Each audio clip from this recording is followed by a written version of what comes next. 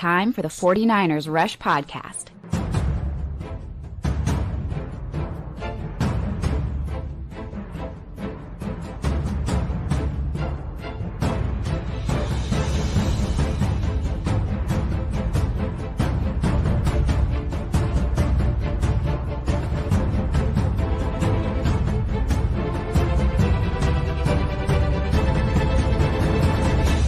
And here's your host, John Chapman.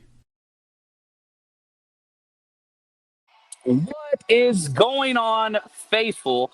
I am coming to you guys live. I'm outside the Chase Center. I watched this down at Splash, which was a great time, but the 49ers game, not so much. Started off incredible, and I do have to make sure that I say this. Like, the 49ers backups went out and played this game against the Broncos starters for the first, quarter and a half and held their own. They were up 9-0. The defense literally got a safety. The 49ers offense with literally two starters, projected starters for the 49ers, opening day roster on offense, went down, drove, scored a touchdown. It was awesome. But this game was kind of a microcosm of the 49ers roster construction. And what I mean by that is very top heavy. And once there was, no quote unquote starters anywhere close to the 49ers offense or defense, absolute implosion. But this is exactly what you get when you skip free agency. I've been screaming it from the mountaintops, all off season, and it showed its head when the backups got in there, and even once you got past the twos, it was just a bunch of people that perhaps should not have been out there in that situation. And you kind of do them a disservice.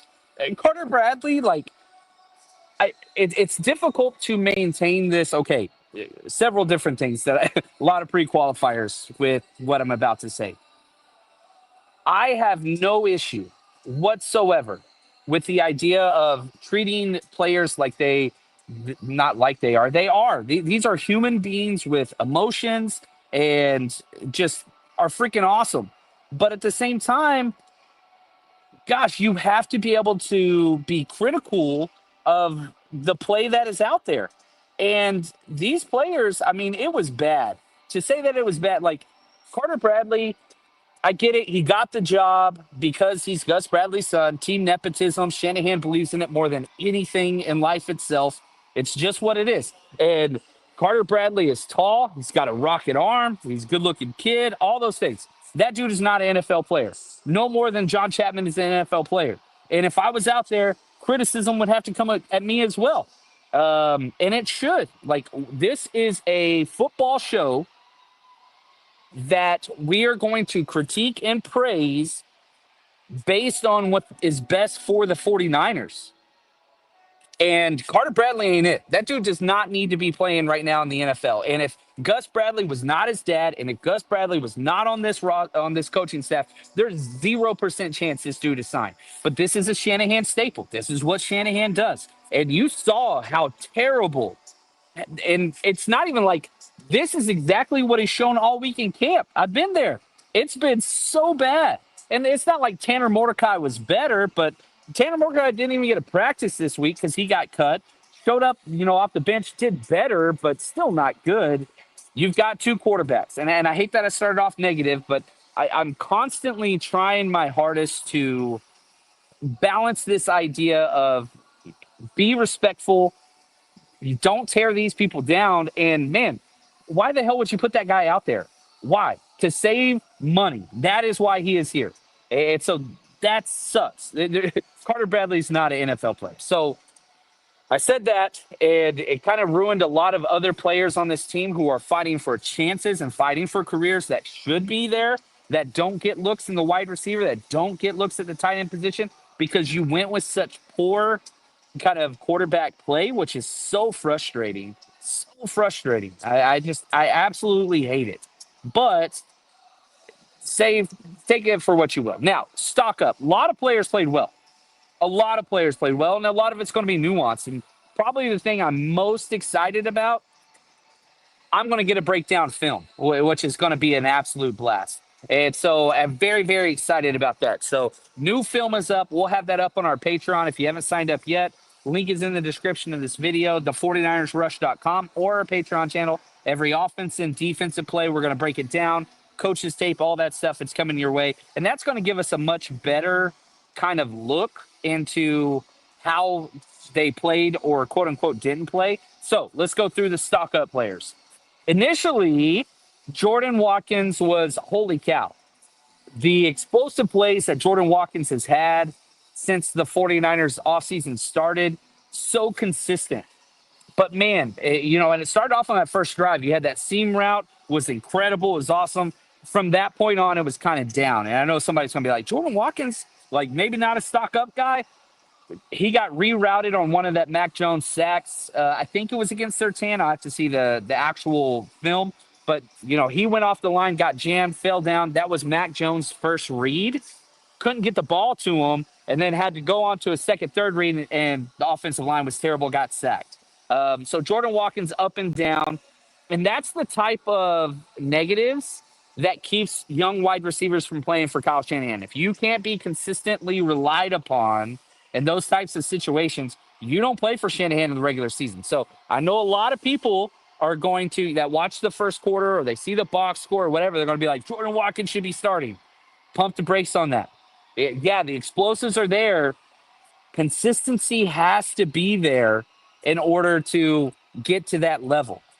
Junior Bergen, I thought was nice as a returner. I thought special teams were good. Kickoff, he had a great kickoff, got past the 35, had a great punt return, showed some electricity. Didn't do great as a receiver, but I thought that was good. Tackling and team defense, when you had any type of starters out there, man, how great is it to have Robert Saleh back? Just unbelievable. And again, you didn't even have your starting defense out there, but the Broncos had their starting offense out there. And through 3 drives with the Broncos starters versus the 49ers defensive backups, 3 drives, they had 30 total yards of offense for the Broncos, 2 first downs, one of them by penalty, and negative 2 points because you got a safety.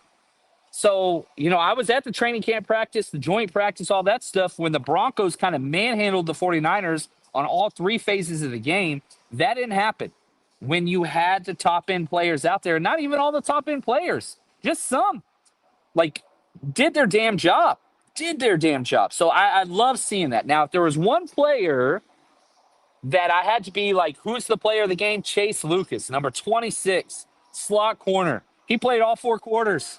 Nickel blitzes, got the safety, pass breakups, forced a fumble, tackles all over the place, energy out the wazoo.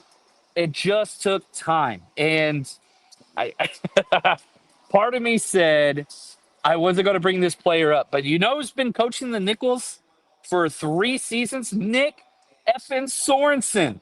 Now that he is gone, they are allowed to flourish. Chase Lucas was on this roster last year, couldn't even get a jersey, couldn't even suit up in a game. This dude balled out. I would say the play of the game, player of the game. I thought that he looked really, really good. Marquise Siegel, the rookie, got the start, was incredible. I hate that he had the injury, had a knee issue. We'll have to see how that goes. But he was hitting. He was flying around the field. That eraser roll at the safety position, I thought Marquise Siegel was freaking awesome. I was really, really proud to see the rookie just show out, and you just see it. I've been screaming this for a long time, even before the draft, that I thought he was a perfect 10 out of 10 on our 49ers draft scale. He fit exactly what the 49ers wanted from that role. Wasn't a perfect game, but so many plays. Hopefully that injury doesn't come back bad. Tatum Bethune, he's your number 4 linebacker. And we'll get to the stock down, but Nick Martin had just about as bad a game as you could possibly have in coverage, gave up a touchdown, missed 3 tackles on 1 drive alone, had more missed tackles than that. He was just doing too much. But the idea of Nick Martin being a starting linebacker week 1, that you got to put that in the past. The rookie's going to take some time. And that's not against him. He's a 3rd-round rookie. 3rd-round rookies shouldn't necessarily start. 1st-round rookies should start. 2nd-round rookies should be rotational pieces. 3rd-round rookies should be rotational pieces. And that's what he's going to be. He's going to be on special teams, all that stuff. But Nick Martin rough, man. It was really, really gave up touchdown, missed tackles, just doing too much. He's got to let the game come to him and react and read a little bit more than trying to force things. That was that was rough. That was a little rough to me. Kalia Davis, wow, 93. I said negative, and I said I thought that he sucked as a football player earlier this week. He has not practiced well. Dude made so many plays. Horrible camp, but was great. Had a sack. He had a tackle for loss. He had multiple hustle plays. Kalia Davis, number 93. I think he's your starting defensive tackle.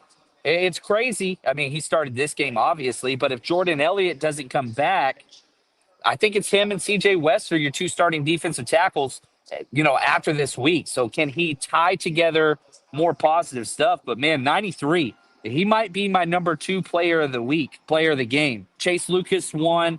I'd go Kalia Davis probably 2. Bradley and Nye, another situational pass rusher, showed up continuously. Sebastian Valdez, number 55. It was up and down. His tape, wasn't as consistent, but he made 4 or 5 positive plays, impact plays.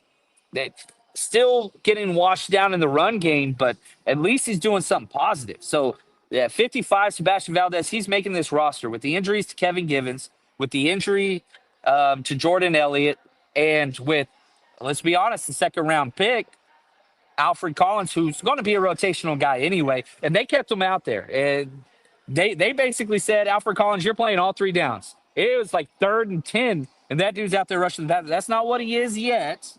And I do not think Alfred Collins had a good day. He's a major stock down. He got blown off the ball way too often, playing way too high. It all wasn't bad. His energy, his effort is as advertised, but Alfred Collins and, your second and third round rookies did not pan out. Your first round rookie wasn't out there. Even your other third round rookie, Upton Stout, wasn't out there, but that was a positive because he's kind of locked down that job already. Rookie class kind of took a little hit today. And again, when you rely on rookies to do everything, you're playing with fire. And you cannot be dependent upon rookies. And yeah, you had an 11-person draft class. You had 6 undrafted free agents. That's not to be dependent upon. And it's a preseason game, and they got meaningful reps. But you kind of hurt yourself by depending so much on this roster. And that's why you got freaking dog walked in the second half, because the rookies aren't going to play well in the NFL. It takes time. You don't write the book. They're not busts. That's not what it is. It's nothing like that. But you have to be able to look at it and just say, man, you cannot rely on rookies to do everything. You just can't. But the 49ers are. And this is going to kind of be the situation. If you stay healthy, 49ers are going to be great. They're one of the most top-heavy rosters in the NFL. But you have a couple of injuries, and you've got to rely on some of these young bucks. You're going to have a hard time. Now, I've got 5 more players that I want to talk about stock up on. Then we're going to kind of pivot to the stock down. But before we do, if you bet anything this year, you know what you got to do. Your fantasy league pays bragging rights. My bookie pays cash. Gear up for another banger of a football season with a full-service sportsbook and casino in one. Whether you're firing off futures, betting the spread, spinning the slots late at night, everything runs through one account, one wallet, no switching apps. MyBookie has it all. Right now is the perfect time to get ahead of the curve with college football kicking off August 23rd. MyBookie's got national championship, Heisman odds already live. Lock in your picks early before the lines start moving. And if you're brand new, you get a little extra juice. Sign up with promo code 49ers, 49ERS, or scan this QR code next to me. Drop in $100. MyBookie adds $50 for free. Go bigger, get more for your money. The action's heating up, the odds are moving, and this season is shaping up to be a good one already. Don't miss it. Bet big, anytime, anywhere, and I mean anywhere, including California, with MyBookie. All right, let's talk 5 more players who I thought had major stock up today in the Broncos preseason game. Trey Brown. I was kind of shocked that his snaps didn't come till later. I think those are going to flip next week, week 2. But he made them count. And now it was against the number 3s and 4s, whatever. Had an amazing forced fumble, was good on special teams, just was all over the place and kind of doing his damn job. Like, The 49ers, again, consistency is everything on the back end of this roster. It's not so much if we put this player in, they can make a play. It's who can we put in that's not going to cost us. That's kind of the way this roster construction has taken place. And I thought 22 Trey Brown was good. Jalen Mahoney, who was cut last week, brought back. Goodness, strong safety play. I don't think that the 49ers trust him to be on the active 53, but he's a quantified NFL player that gets the job done, knows the system, doesn't make mistakes, hustles rear end off, makes the defense a better group. Jalen Mahoney continues to shine. And I don't think he's going to make the 53, but damn it, that was another good game of tape. He's small, he's slow, he's whatever else. He just gets the job done. And with a defense that did not get the job done, whenever you got the first and second team out there, he was huge. Jake Tonjes came up with some big catches. I thought one of them was a drop. They upheld it. Played some fullback, played tight end two, had some, catches. I thought he made the most with his opportunity. You had some of the worst quarterback play in the world for the 49ers, and somehow he still come up with two big plays. I thought that was important. Corey Kiner, more just consistently tough. When that Amir Abdullah injury happened, that sucks, man. Like, the 49ers are just snake bitten at certain positions, and running back is one of those. So Corey Kiner's day was done. They transitioned to Amir Abdullah and Keyshawn Vaughn, but Keyshawn Vaughn got signed off the street this morning. That dude don't know the playbook. I know he was with the Niners in the past, but things change. He ain't taking no snaps with those quarterbacks ever. So they had to bring Corey Kiner back, and that's just kind of been what he's been able to accomplish in camp. He's just there. He's not injured. Best ability, durability. Corey Kiner's got it. Not a lot of explosive plays, but tough, runs hard, gets the damn job done. I feel like that was a positive thing for him. And Stone Blanton, again, not a great player yet, but you see some of the playmaking ability. Had that amazing forced fumble late. I thought that was huge. They didn't get it, and it was kind of like a Benny Hinn, whatever, with the music and kicking the ball around and all that kind of stuff. But Stone Blanton, I feel like, brings something, the passion, all those different things to the 49ers. And, man, really, really just happy with what he did. Nothing that's really, like, highlight worthy outside of that forced fumble, but he was all over the place. And I thought he played way better than Nick Martin, way better than Nick Martin. Now, let's flip the script. And if you are one of those people that's just like positive vibes only, we're going to cover stock down. And it's a long damn list. It's long. Nick Zakelj, about as bad as you could possibly be to start the game. Spencer Burford, oh my gosh. You got to move him to guard. That dude can never play left tackle again, ever. And maybe, I'm sure somebody's going to say, dude, you can't give up on somebody after just one game. That was so bad. 3 consecutive plays in a row. You got your quarterback hit, tackle for losses. I mean, couldn't block Nick Bonito. Nick Bonito's amazing. Again, I don't want to pour salt into the wound here. You drafted Drake Jackson when Nick Bonito was still on the board. Shout out to Wayne Breezy for nailing that one. But Spencer Burford, awful. Alfred Collins, bad. Blown off the ball way too many times.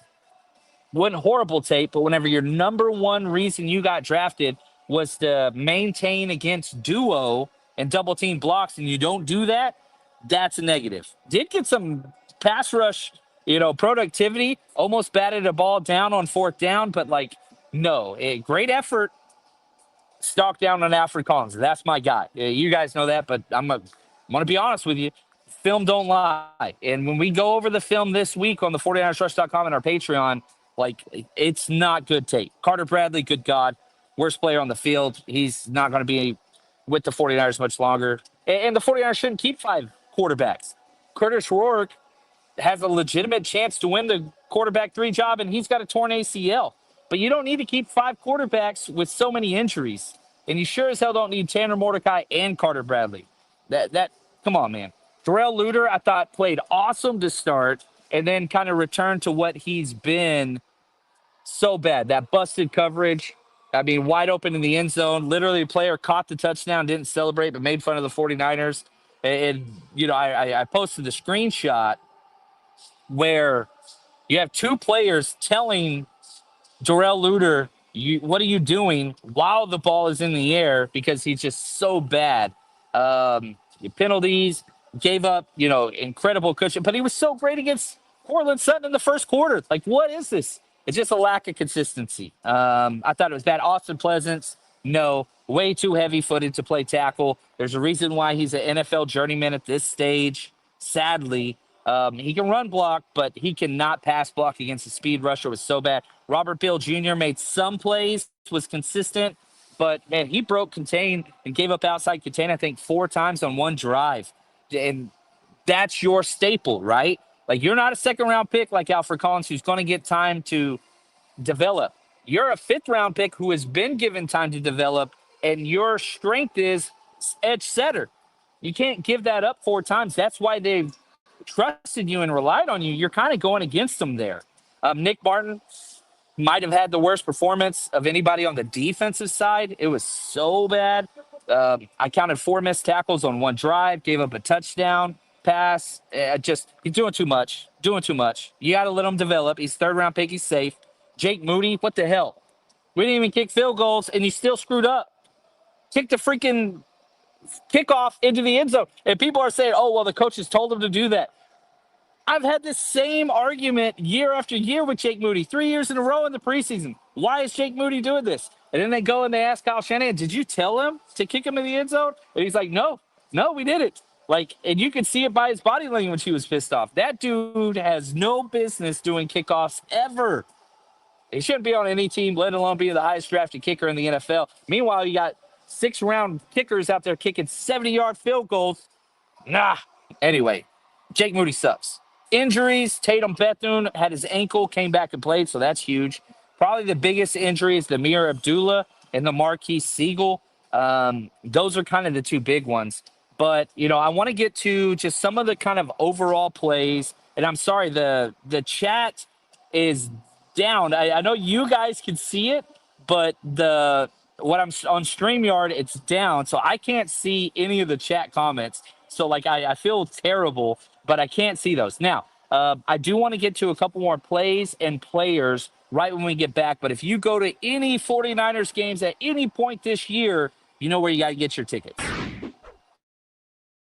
Hey, Niner faithful, if you're looking for tickets to see the 49ers play this season, TickPick is the destination for the best deals you'll find on tickets with absolutely no hidden fees. TickPick guarantees the best price on tickets to every NFL game and beyond. Download the TickPick app and use code NINERS, NINERS, at checkout to save $10 on your first order. Again, that's code NINERS. Get your tickets ready today to cheer on the team with the rest of the 49ers Rush community, and all of our events for the 49ers Rush road trip are sold exclusively on the TickPick app or tickpick.com. Just search 49ers Rush. Another player that I don't really have in my stock up, but he had a really bad practice earlier this week. That was Jacob Robinson. I thought Jacob Robinson was out there scrapping. I really, really did. And so I was really overall impressed just by this secondary.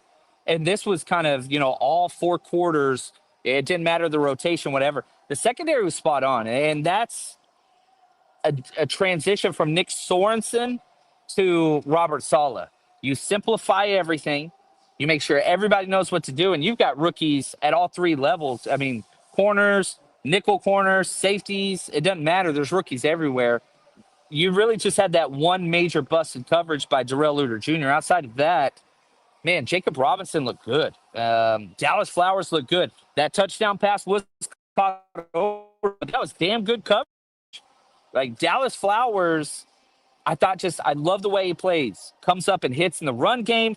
Like, one of my biggest question marks of this 49ers roster was outside corner. And, man, Trey Brown, Dallas Flowers, Jacob Robinson.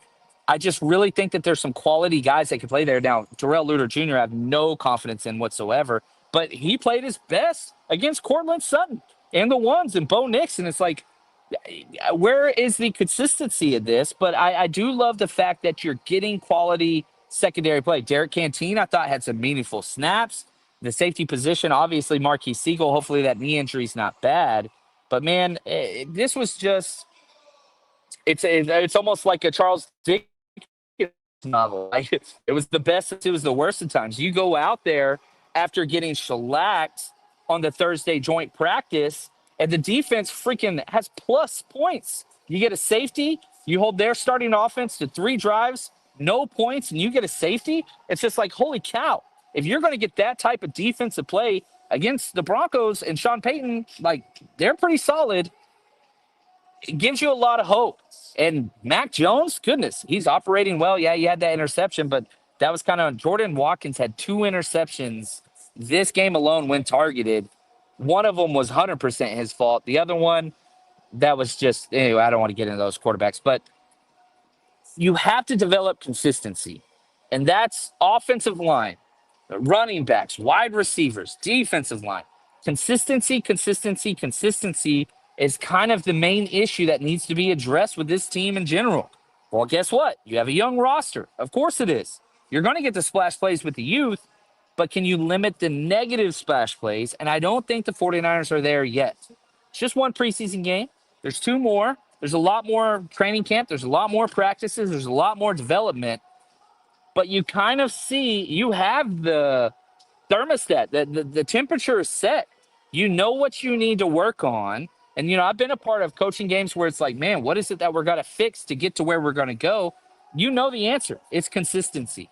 That's what you got to get. You have to up the bad plays and negate those out and just continue to do your damn job and not have those huge minuses. If the Niners can get to that, they're going to have a great team, a great season. The problem is you don't have the veteran depth that establishes that consistency, and that's kind of where we're at. Hopefully you guys enjoyed this show, and I'm sorry I can't see the chat. That's totally on me, and the stinking app's not working. But we'll be live all week, and as soon as the film comes out, when the NFL releases it, that's going to be up on the 49ersrush.com. We have a 7-day free trial going right now. That is how I feed my family. So look into the description of this video. Please sign up, whether that's Patreon or the 49ers Rush. They're basically the same thing, except the 49ers Rush is our website we built, and we get more of those proceeds. But if you're at Patreon, stay there. We'll have the film up this week, and we're going to go through it. And the age-old saying, the film's never as good or as bad as you think it is. It's always somewhere in between. And with some of these players, like, I hope I'm wrong on the stock down. I hope Darrell Luter Jr. played better. I hope that, the 2nd and 3rd round pick, Alfred Collins and Nick Barton, played better. That's what I'm hoping comes across. But we got a lot of answers or questions answered in this game, and we got a lot more to go. So thankfully the season doesn't start this week because the 49ers got a lot of growth. They got a lot that they got to get to. Anyway, appreciate you guys. You are the absolute best. Until next time, stay strong, faithful.